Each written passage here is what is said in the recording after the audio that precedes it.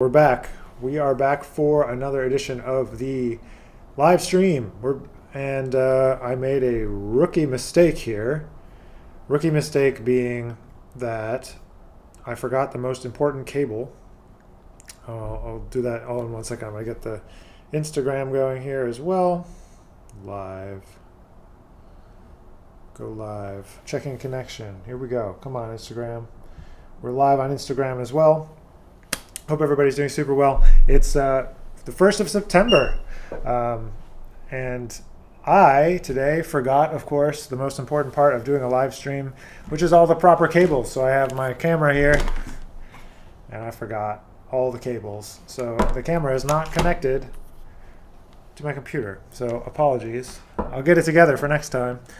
I took everything home for the summer, and then I forgot what I didn't bring back. So now it looks a little less good than usual on Facebook and YouTube, but I see lots of people joining here on Instagram. What's happening? How are you? It's back to school theme for today's episode. We are talking. I got some questions that some people sent in ahead of time, and be happy to answer questions as they come in today.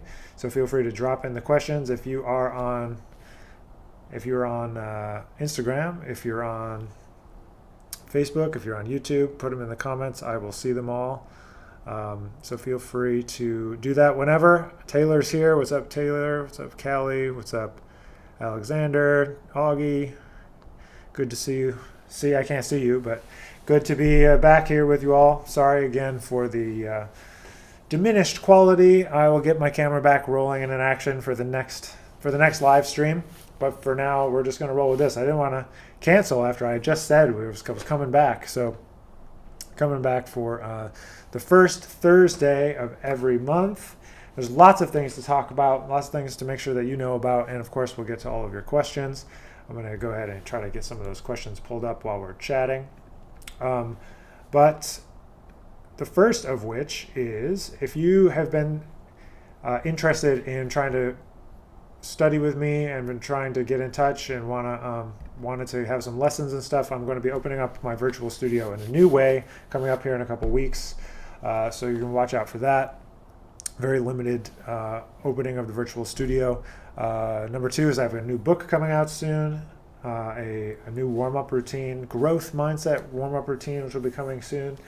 And of course, all the announcements about Jazz Trombone Day 2022. You can see some of the posters behind me of previous editions of Jazz Trombone Day.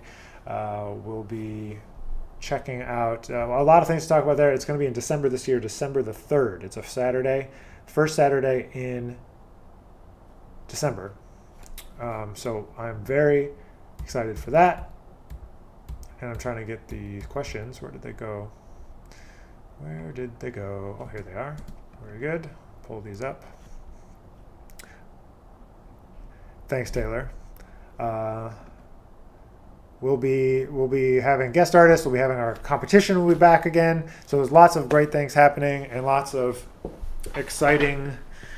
I can't really talk about it because there's too much that's like unconfirmed still, but a very, very exciting stuff nonetheless. So we've already returned to school here at UNT. This was our very first week. I'm sure that some of you are getting back into the swing of things with school or going to be very soon. So I hope to chat about things related to that for this week. I'm going to try to every month have kind of a theme or kind of an idea around which to organize the live stream.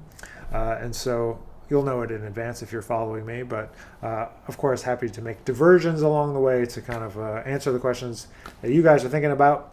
And I see some coming in here, so I'm going to stop all my yapping and get into the questions. So here we go. Oh, there we go. This is a nice nerdy trombone question here. I dig this. I was just at the music shop trying to get my instrument repaired, and it was recommended that you can mix trombone with Yamaha slide stuff on your slide. Yes. So he's talking about this stuff. Trombone question. I promise some of the other questions are not trombone related. Where is it? There we go. Yamaha trombone stuff. This is like the day-to-day at it, but to kind of get the most out of your slide, I put trombone, especially with an old horn. Like I have this. This is 1967, 1968 Con 88H, and so when I'm doing that, when I'm lubing up this slide, I put the trombone on the stockings, and then on the day-to-day, I use the purple bottle of Yamaha stuff. So the answer is yes, I do both. What's up, Luke? What's up, Brian? Thanks for being here. Brian has a question. Would you say, this is really annoying me, I can't read my own questions here. Would you say you've been able to transcribe all the players you've wanted to transcribe, and are there some players you've only listened to but without transcribing them? Oh yeah, definitely. Okay, would I say that I've transcribed all the players I've ever wanted to? No, I would love to do more transcribing. And sometimes when I transcribe certain things, I didn't have the technique yet to be able to play those things. So like Chick Corea, for example, and Herbie Hancock were some that I started transcribing, and then I realized at that time maybe I didn't have the time or the ability to be able to really dig in and actually do more in terms of the execution of those. So there's more that I want to do. I would say some people that what's interesting about doing regular teaching now is that I kind of absorb whatever my students are working on too, which is cool because they're all working on different things. So, for example, some people have transcribed in the last couple of years, like Ryan Keberly, Marshall Gilks, Michael Deese, some guys that I get a chance to play with sometimes. And to kind of have that more deep understanding of their music is interesting when you go to play with them on a gig or something and you hear the stuff and you're like, oh yeah, So that's pretty cool. But like for those people, for example, I haven't transcribed them personally, but I feel like I have because a lot of my students have transcribed different solos, and some have done the same solo, a couple different ways, and so it's pretty interesting to hear that. So I think that's one way in which I do experience those, even though maybe I didn't do them myself. So, what's your number one big band to listen to? Duke Ellington's orchestra, number one. Number two, Maria Schneider, Jazz Lincoln Center Orchestra. Those are kind of the big ones for me. And not just the bands, but the compositional style as well. And the thing that draws me to them in particular is having a unique and personalized sound, right? Like you listen to Maria and it's Maria, it has a sound. You listen to Duke, it's Duke, it has a sound. That comes both from the instrumentation, particular instrumentation or particular orchestrations, but it also comes from the way things are written for people rather than just trombone. It's written for that section. It's written for those reed players that can double in these ways, Jimmy Hamilton and clarinet, etc. Like there's certain things that only certain people can do. So that is super interesting to me and something that I really value in a band. All right, here's some questions coming up from Instagram. Let's see. From Free Cloud. What's up, Free Cloud? Great to see you in July. Thanks for making the trip to Dizzy's. My band played at Dizzy's doing a world premiere of a new piece, so that's going to come out next year. Record will come out next year. But anyway, he has a question. Do you ever get air leak in the slide? Is that when you toss the horn out? So this is actually extremely relevant. My horn is leaking now. It started over the summer. Right after I saw you at Dizzy's.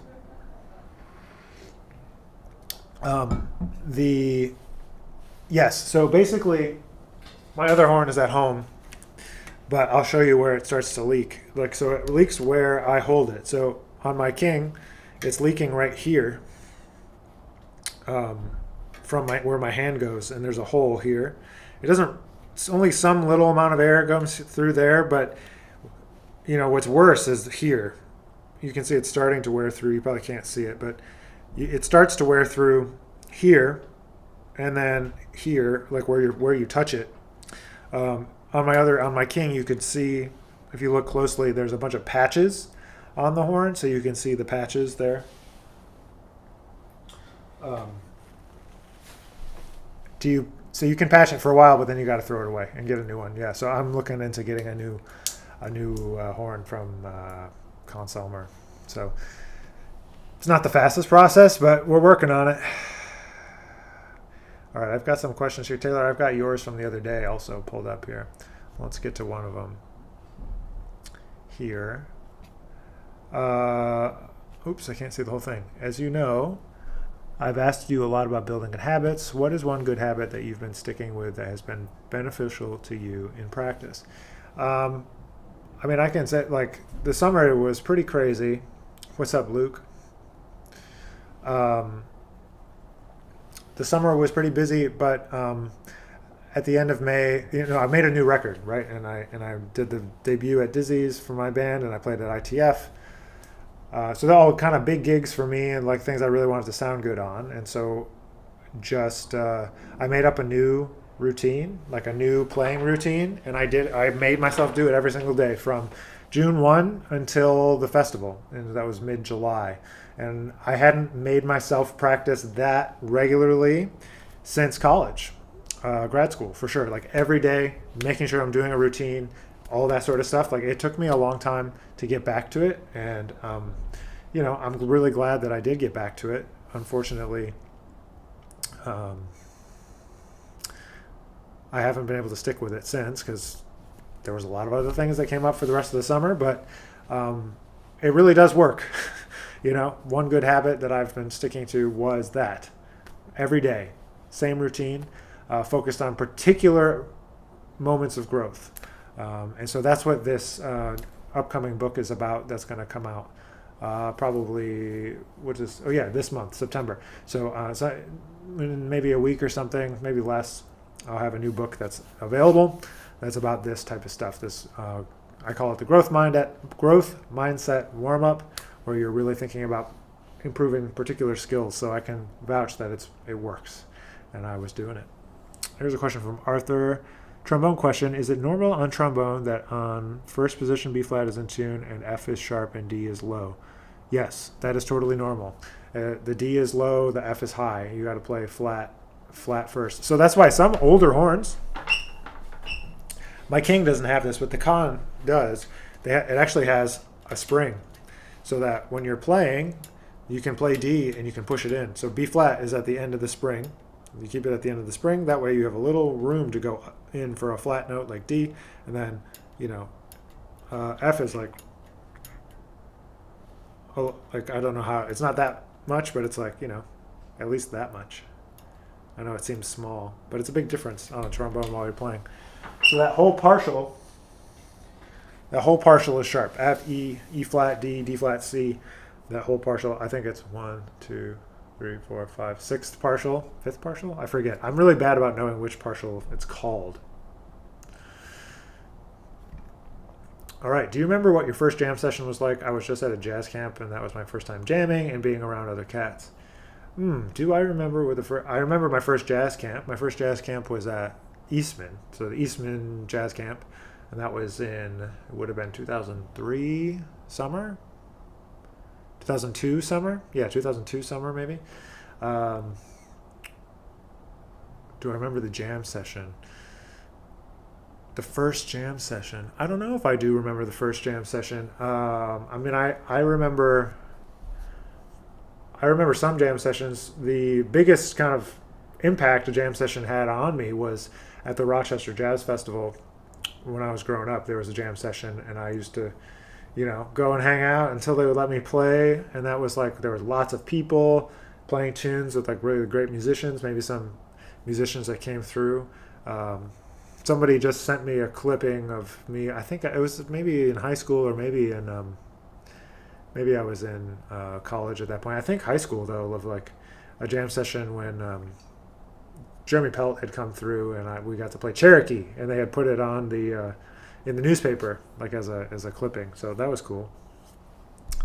But yeah, that's all the jam session memories that I have at the moment. All right. Hello, I'm a high school senior, have braces, and I have problems playing the upper register. Any tips? Like what particularly makes the high note come out? Is the airspeed, the way the mouth is shaped, or it's all those things. So when I was in middle school, 8th grade, I got braces also, and I had them for all through 9th grade. At some point in 9th grade, I got them out. I think I had them actually in 7th grade. So for 2 or 3 years, I also had braces.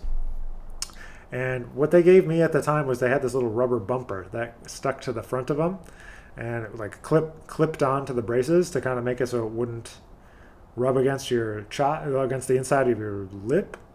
But it did make it weird because it was like up, it's off your tooth and then off the bumper. So that was a little funny, but I found that to be helpful. Really was great when I got them off, but what tends to happen is just like the sound gets kind of chewed up sounding and when you have the braces, and then you have to work harder to make an open sound. But in terms of playing the open register, with or without braces, is kind of irrelevant. When you're using the braces, it's actually kind of a good thing because it's actually forcing you to not push, right? So a bad habit that people have is slamming the horn into their face to get to those upper register notes, right? But it actually is stopping the vibration when you push it against your chops, so it's working against you, even though you think it's working for you.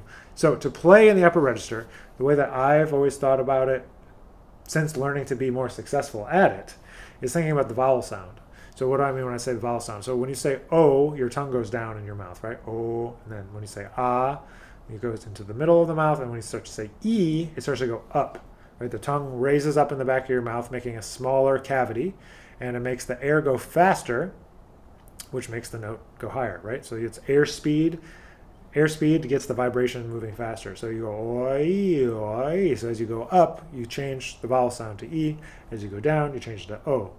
So to get the high notes to come out, you got to make sure you're matching the vowel sound with the note. So anything above a B flat is probably going to go ah, E, ah, E. As you go up, ah, E, O. That's what you got to make sure of. One big problem that I find with younger players is that they're trying to use an O or an ah when they're trying to get into the upper register, which requires an E syllable. Hope that helps. All right, questions are building up on Instagram. Let me get over here.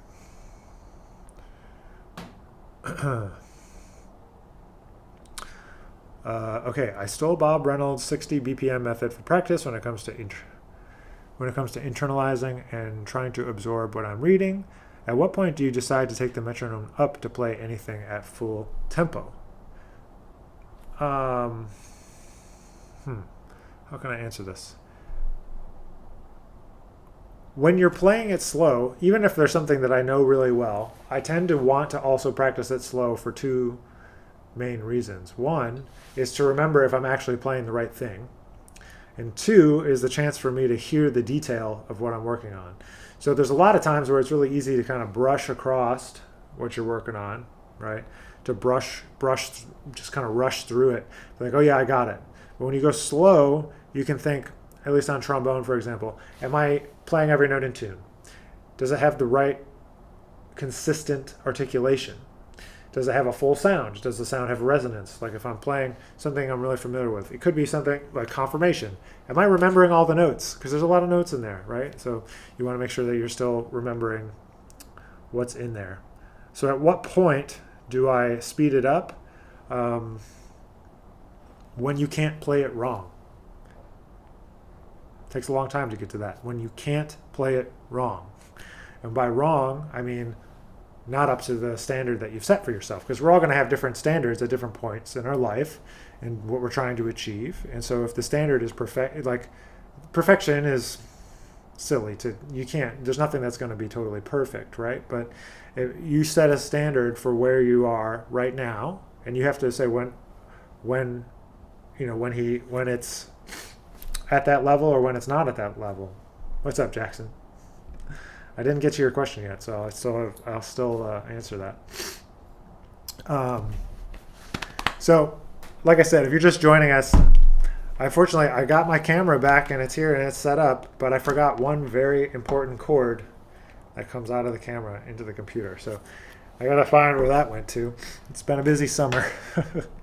I've got the wrong one sitting right over here, but I don't have the right one. So next time we'll have the real setup back again, but in the meantime, I didn't want to go back on when I said I was going to do this, or else I would forget to come back and do it. So anyway, I hope that helps you, Taylor. I'm going to jump to a question. As I was saying, kind of the theme being back to school for today's episode. I want to make sure I get to some of these questions that are about education and about some questions about things. But so is practicing, of course. That's about definitely relevant question. Jackson asked a question: what's some favorite easy standards to learn when just starting to learn tunes by ear? And in particular, he's thinking at a high school level. So some of my favorite tunes to learn by ear. I mean, I think that high school level is kind of irrelevant because there's different kinds of tunes that teach different kinds of things. So I think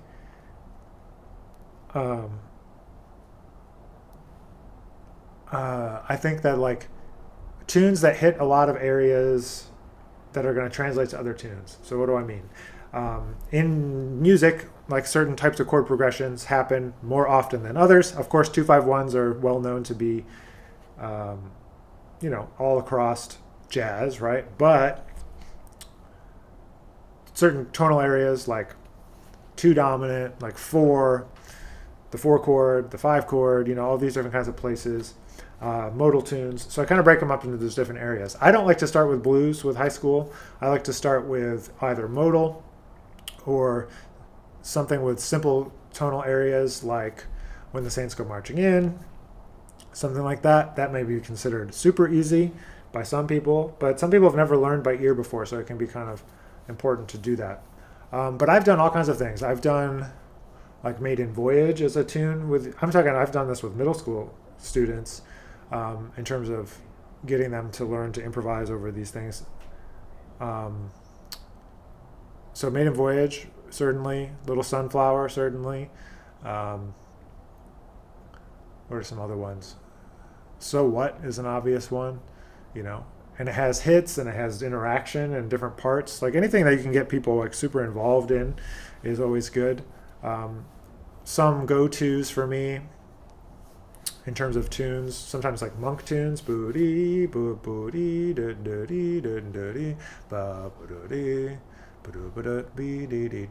is that called? In Walked Bud. Sorry, took me a second. Tunes like that. There's a tune of monks called Nutty. That's pretty easy. I like those because they're kind of simple. I like doing something to challenge them sometimes, like Straight No Chaser. Sorry, it takes me a minute to get the title sometimes. Do that. I've started doing like at jazz camps and stuff for high school students. A lot of there's a tune called Afternoon in Paris by John Lewis, which works on whole step 2/5s. I think Take the A Train is a really good first tune or one easy tune to learn because what's up, Chris Glassman? How are you, man? I think it's a good first one to learn because it works through the tonal areas, like 1, and then goes to 2 dominant or 5/5, and then it's got 2 5s, and the bridge goes to 4. So it gives you a chance to work on really specific ideas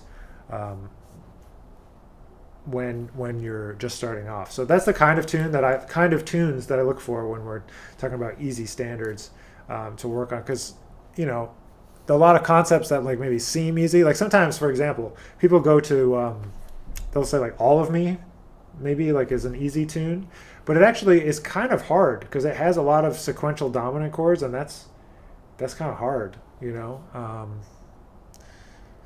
So there's a few, and things that seem easy maybe actually are hard. So I think those are some tunes, but watching out for things that actually are not simple.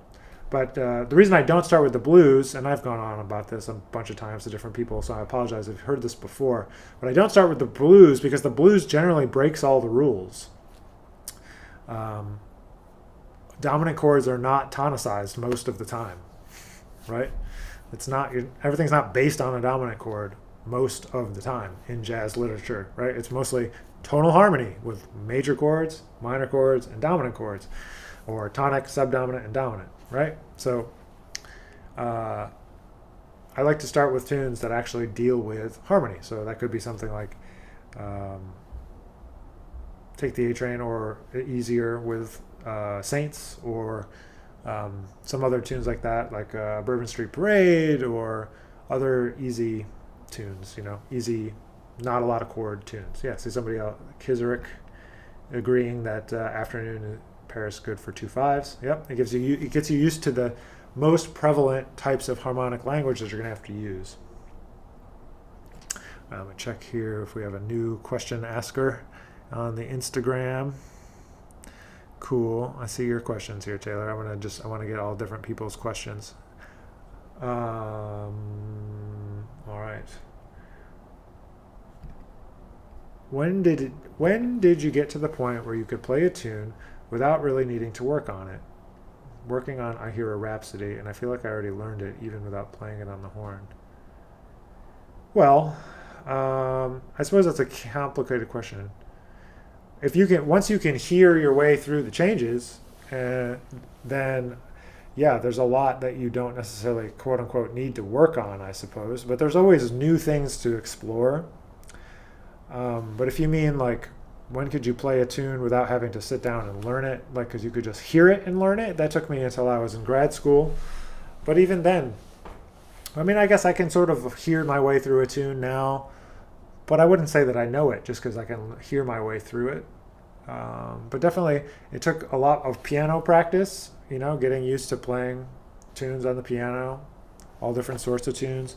And then forcing myself to throw away all the real books. I mean, probably most people don't have those real books anymore. But when I was in college, like, we got like a stipend at the bookstore as part of like a scholarship. So like, I got to the end of the semester and I had all this money at the bookstore. And so I was like, what am I going to buy at the bookstore? And they only had like, at the Eastman bookstore, they only had certain types of things that you could spend the money on for this like scholarship or whatever. And so I went and bought like every year a couple of these real books, and so the stack was like super tall. They're big and thick, heavy books, and once I got rid of using those, game changer, man, game changer for internalizing harmony. What's up, Alton and Chris dropping by, trombone players. I think they're out on the road with Michael Bublé, I believe. Two really great young players. Watch out. You're not going to get to be young players for much longer. Doesn't last as long as you think. But in terms of learning tunes, yeah, in terms of without having to learn it, something that I find very useful in my own practice is to learn tunes at the piano. And so I'll sing and play the changes at the same time. So that way I don't have to actually learn it on trombone. I can just play. I can just play through the tune and sing the melody and play the harmony. My little shortcut. I hope that's helpful. All right, let's get to some more questions here. Here's one from Taylor. Musicians most of the time lack patience. Why do you think this is an ongoing problem? Why? I don't know. I struggle with patience too. I think we want stuff. We want to do what we want to do now. Like we've spent years and years. Yeah, check out my hair, man. It's all gray. I'm getting old over here. Patience, man. Yeah, it's really hard because you're basically kind of waiting for your chance to get in there and making music, having the opportunities you want to have. You have to wait until somebody moves on, whether that's physically or somebody leaving town, or you're just talking about your personal practice and having patience with the long game. It's really hard to measure progress when it's this big every day, when it's so small. And you just kind of, but when you look back over a year or 2 years or 5 years, that's what makes the difference. The people that are super gung-ho for like 6 months or 3 months, that's not the people you still see around in 5 years or 10 years. Like, it's the people that are just committed every day to a little bit of improvement that last, for a long time. So, you have to be really thoughtful about how you expand that patience to be beyond like when you're in school or in one semester, or it takes forever, your whole life. I never picked up an instrument because I want to be good now. Yeah, exactly. Like it takes a long time. You got to sound bad for a long time, man. Got to sound bad for a long time. What's up, Quincy? If you don't know QD Jazz, go check him out. Great drummer. He has a great drummer to drummer series on Instagram. If you're watching on Instagram, you can check that out. And of course, just amazing jazz drummer. Chris, oh, you're welcome, man. I'm glad to do this. It's been a little bit of a break, but we're back. So, what's up, Augusto? Thanks for joining. Like I was saying, if you were watching, if you missed my little thing here, I forgot a very important cable, so my camera is not on today. So I had to just go with the on YouTube and Facebook. I had to go with the boring. What's up, Spencer? Spencer's here. Good to meet you this summer. Question from John. He says, you mentioned a new routine you recently developed. Can you tell us how it compares to you Get Ready? John, you already have it from the Jazz Trombone Boot Camp. It's just a more fleshed out, fancy looking growth mindset warm up that we kind of went through in the boot camp.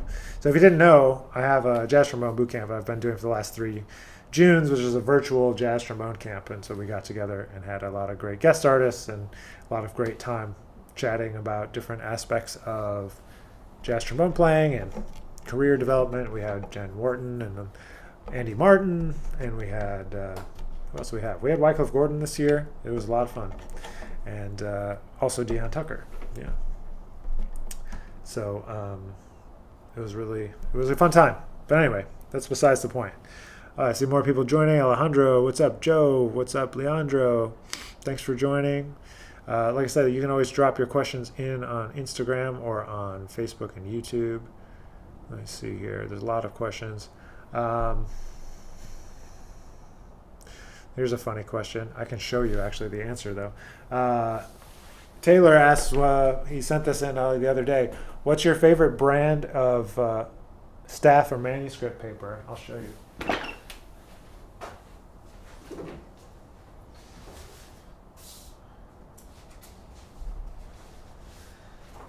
So basically, I have two things.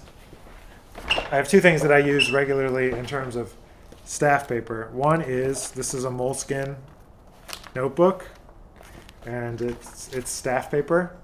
I don't know if you can see it, but it's the staff paper, right? So anytime I'm just like working on ideas, I try to use this notebook. This could be little ideas of a song, it could be melodies, it could be chord changes, something that I just, want to jot something down. There, and as you saw, I leave it on the piano so that if I'm composing, it's right there. And then when I'm really brainstorming and starting to write like a longer piece, I like to use staff, like a full piece of big band staff paper. And see, I was trying to see if I had a sheet that had a real brainstorm from maybe this last piece. The last piece that we recorded after we played it at Dizzy's this summer. But I ripped it off and I put it somewhere. But it's just like a pad, It's like a notepad, so you just rip each piece off. So, this is Hal Leonard Big Band. Carta manuscript paper. If you're really interested, number 28 it says. But I don't actually know. But those are what I use in terms of staff paper. Other than that, I use the computer for staff paper. Yeah. Do you ever use a voice recorder for ideas? Yeah, I just use my iPhone. I'll sing it into the voice memos, definitely. Or if it's like a chord progression, I'll just play it into my phone. 100%. Whatever. The tactical thing is not important, like what device you use. It's like, so just come up with a system that works for you in order to keep track of all that stuff, and it'll be cool. Joe, did you ever find a copy? Did you ever find a copy of that Curtis Fuller with French Horns album? Man, it's good to hear from you. Hope you're doing well, man. No, the short answer is I never bought it. He was talking about this record. What was it even called? Let me see if I can find it while we're on this call here. It's live stream, not a call. Curtis Fuller plus French Horns. There's this weird album. Yeah, Curtis Fuller and Hampton Hawes with French Horns is the name of the record. It's funny, man. It's got some funny stuff on it. We were listening to it in a lesson one time, Joe and I. 1957. It was recorded and released in 1965 on the Status label, which long gone. Recorded at Van Gelder Studio. Yeah, sorry, nerd moment. No, but I never bought it. I was going to buy it. I was going to buy the vinyl, and then for various reasons, we didn't. I didn't pull the trigger. One, it was expensive. It was like $50 or something. But that's a good question. I forgot about that. Does UNT? Oops, come on, Evo. Whoops. Good question. Does UNT offer TA for DMA and jazz trombone? Yes, is the short answer. I don't know when you're trying to apply, what year you'd be looking at, whether it's this year or in a couple years. We do currently have a DMA student. I have 4 master's students right now, and 2 of the 4 do have TA positions. So at UNT, there's TAs, like we have 1 for our studio, who I'm sure you'll be hearing from me talk about at some point. But then we also have many others that work for the jazz division as a whole. So helping out with improv class, one of my other master students, he's helping out with improv class. And some help with history, and some help with some of the small groups, coaching, secondary lessons. So there's a lot of chance. You know, one thing that I think is pretty cool about UNT in terms of going to grad school here, whether it's for master's or GMA, is that you get a lot of teaching experience. That's something I didn't get in my grad school experience, and I know even like at Eastman, it's not as much as what the students get here. So if you want teaching experience, which I mean, if you're trying to get a DMA, I imagine you're trying to get some teaching job. So you probably want that teaching experience, I would say. I think that's one big upside of coming here, is that you can get a lot of experience teaching. So yes, is the short answer, and that was the longer answer. For sure. And actually, September 1st, the applications are now open. So if you are a person that's thinking about wanting to come to UNT for jazz, master's, undergrad, DMA, now the applications are open. So hope to hear from all of you. Here's a question from Free Cloud. Beyond musical style, did you spend much time developing your unique horn sound with mouthpieces and mouth techniques? I would say no. I think it's a kind of like just a natural outcropping of like hearing different sounds and trying to recreate them. Just kind of over time, you kind of collect different techniques from different people, and then you try to figure out, well, how did they make that sound? And then you just kind of work on it until you figure it out. I wouldn't say that I wouldn't say it's like equipment based or like using a certain mouthpiece or whatever. There's certain things that feel comfortable. There's certain types of equipment that generate a certain type of sound.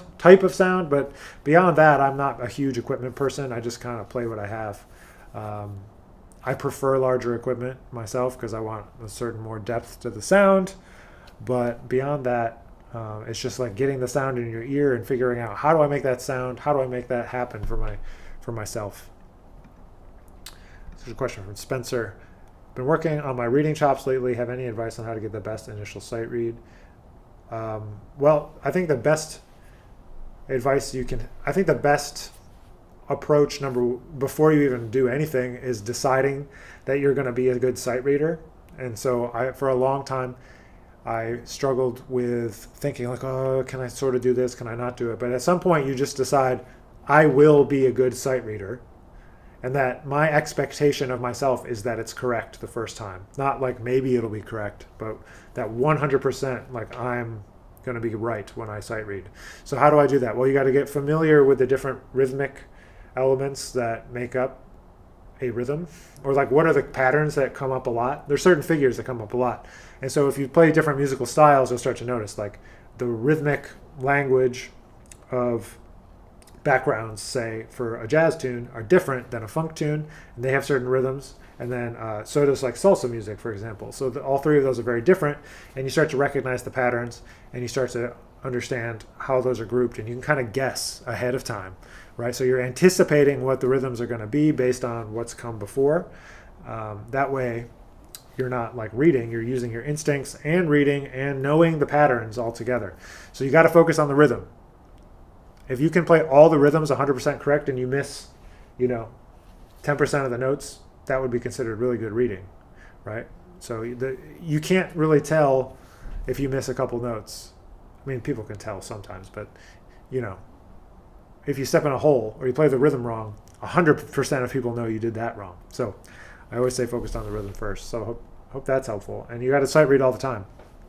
You just do it a lot, and then you hold yourself to a high standard, and you don't settle for less. So when you're practicing sight reading, you got to practice it with some kind of tool that's going to let you know when you're wrong. That's something that happens. Like people say, oh, I'm going to read through all this stuff, but they don't actually even know if they're right or wrong, or they don't stay in time, as if it's a real reading situation. So maybe you need to put on a play along, or you need to put on like a track and read a transcription along with it, or something like that. So you got to actually put yourself in a situation, put the practice situation to be like the reading session situation. Let's say Ask Nick turns into a TV talk show. Who is your house band going to be? Can't be anyone from your band. Okay. I don't know. That's a funny question. Kevin, how do you prepare for an important gig like subbing in Maria Schneider's band or Jazzling at Center? Is it different from how you prepare for something else? I mean, a lot of those groups have, send out charts ahead of time or things to check out. Sometimes they don't, though. And so, I mean, it kind of goes along with just being prepared in general. Like, I can tell you this, it's not that you can do this in all situations or all the time, but there's like certain tunes that a group is going to play if they're doing a certain program or that they're very well known for. And so it's like, okay, I should know kind of like what these tunes are, like which tunes have trombone solos, for example, and kind of maybe start to like learn the changes, or like get kind of familiar with what the recent repertoire was, and make sure you're just listening to it. So if I'm getting ready for a gig with those type of people, I'm going to make sure I've listened to the most recent recordings, because they're probably going to play something from the most recent recordings as well as whatever other popular stuff there is. So the story I was going to tell about Jazzling at Center Orchestra, the first rehearsal I ever went to play, it was getting ready for a tour, so it was kind of all different stuff, but they pulled up Braggin' and Brass. It was like one of the first things that we played. If you don't know Braggin' and Brass, it has this famous Hocket trombone thing in it, section solely. That's really difficult if you don't know it.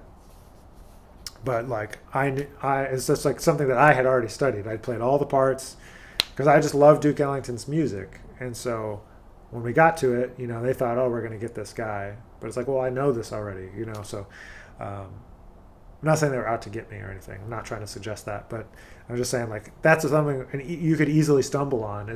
But when you know it as part of what is important stuff to know how to do on trombone, so that like if you know the hardest stuff, like everything else is easy. That kind of idea, I would say, is an approach that I try to take. So listen a lot. This could be for one of their things or anything, really. It's like you got to listen to the music a lot to get familiar and know what the sound of the band is, so you can kind of fit in with it, and then learn as much as you can ahead of time. Tunes, if they send charts, you just you shed, but it's not any different, I guess, than anything else. And in the higher standard you hold yourself to over time, the better opportunities you're going to end up with, because opportunities beget more opportunities. Okay, name your top 3 favorite standards and name your least 3 favorite standards. Well, I can tell you what they are right now, based on like what I've been thinking about. But sorry, I really don't like the key of E flat these days. So some of my least favorite standards would be in the key of E flat, or commonly played in the key of E flat. But anyway, okay, so top 3 favorite standards. It changes all the time, but things that I call a lot or want to call a lot are Nobody Else But Me. I like that. It Never Entered My Mind is nice. I like Stardust. I'm a sucker for Stardust, and that's 3, I guess. But other ones, I Wish I Knew. That's one that people don't play that much. And How About You? That's 5. Sorry. I can't make it. It just depends on the situation. But there's 5 standards I like at the moment, and those have been the same for a long time. Oh, I like Smile too. If you know that Charlie Chaplin tune, Smile, that's a good one. And least favorite standards, I'm not a huge fan of There Will Never Be Another You. Not a big fan. I know one that a lot of people aren't a big fan of is What Is This Thing Called Love? I kind of like What Is This Thing Called Love. Other standard, what is the other one I was going to say? Was There Will Never Be Another You. Oh, I don't like There Is No Greater Love. I don't know why. I've just never really gotten into that one. Not a big fan. And there's nothing wrong with a lot of tunes, but sometimes you just like the way the context where you've heard them has made it weird for you. You're like, I don't want to ever play that song again because somebody ruined it. So maybe Blue Bossa falls into that category. But like when you go back to the original, it's pretty hip, So there's 3. All right, I just got a couple more minutes here before I got to sign off for the day. I promise when I come back next time, I'll fix the camera situation. I don't know. I thought about it, too, to make sure I had the right chords, and I didn't have the right chords. What's up, Yvonne? What's up, Marco? What's up, Sam? David, thanks for joining us. I got time for just a couple more questions if anything else is burning. We'll be back again. I'm trying to vary up the content this fall in the live streams. We're going to do Q&A one time. I'm going to do like a practice session kind of in a week or two, where it's more playing, less it's like questions still, but more like I'm going to teach like some kind of lesson for a couple of minutes, 10-15 minutes, and then kind of open it up and kind of practice, and so people can check that out too. So that'll be coming in the next couple of weeks. I will be doing a live stream concert at some point this month, so I'm trying to do one of each of those every month. And then there's new stuff, like I talked about that warm-up is coming, Jazz Trombone Day stuff is coming, the competition, that's coming. It's going to be really cool this year. I wish I could say more, but still working out the kinks before we can announce those things. But I'll give people a couple more minutes here to drop in their questions. We didn't get to everything, but a lot of them are from similar people. I see some more coming in. Thank you.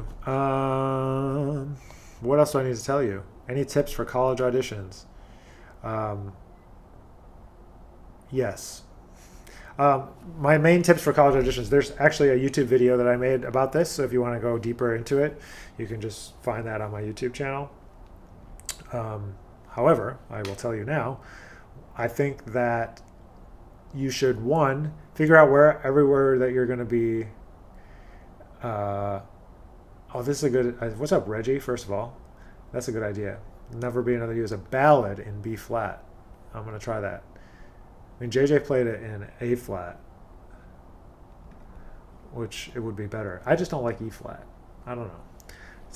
It's kind of a key falls flat for me. But tips for college student auditions. Sorry. Figure out everywhere that you want to apply to, and try to make one list that like combines all the lists together to practice the least amount of stuff that covers the most amount of auditions. That's number 1. Make sure that you get in touch with the professors like ahead of time so that you can start to have a relationship with them. Even if it's just to introduce yourself and say you're coming and you're really interested. That personal touch is really important to being able to set your audition up successfully. I think you don't have to do these things, but it's nice to be able to connect. I always appreciate it when I can connect ahead of time. What's up, Steven? Hope you're doing good, man. It's always nice to be able to connect ahead of time. And then just showcase, yourself in the best light. You're going to sound how you're going to sound. So just showcase your best and don't stress about it. We want you to sound good. We're not like hoping you come in and suck, so it's like we want to hear you sound good. So pick material that's going to showcase your strengths. Not every school is this way, but a lot, like my list is like pretty open to what you want to play. So you can pick things that you sound good on and that you like, because you always sound better on tunes that you like, generally speaking, unless it's too hard. Then you might like something, but it's too hard, and so that's complicated. But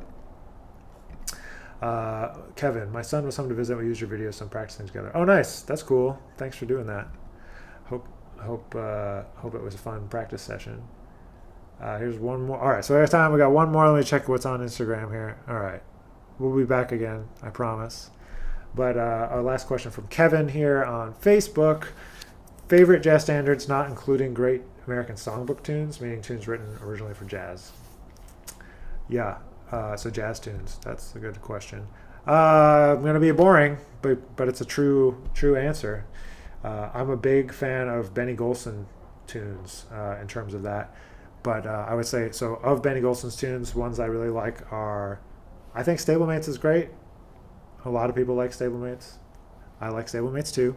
But I like boo doo doo doo doo doo dee dee doo dee doo dee doo dee doo doo. What is it called? Just by Myself. Just by Myself. It's a great one. There's so many good ones. But and he always wrote like extra sections and like shout choruses and all these kind of things. So, oh look, we found spammers joined our chat here on YouTube. Very nice. Anyway, before the spammers take over, I'm going to sign off. So thanks for being here. It's been a pleasure to be back. We'll be back with Q&A the first Thursday of each month. This was September. We'll be on all the platforms: YouTube, Facebook, Instagram. One of these days when I get my TikTok up, we'll stream on TikTok too. But thanks for being here. Stay safe. Enjoy your fall. And I'll see you guys in a couple weeks. We'll be back with a practice session next week or the week after. But enjoy your long weekend.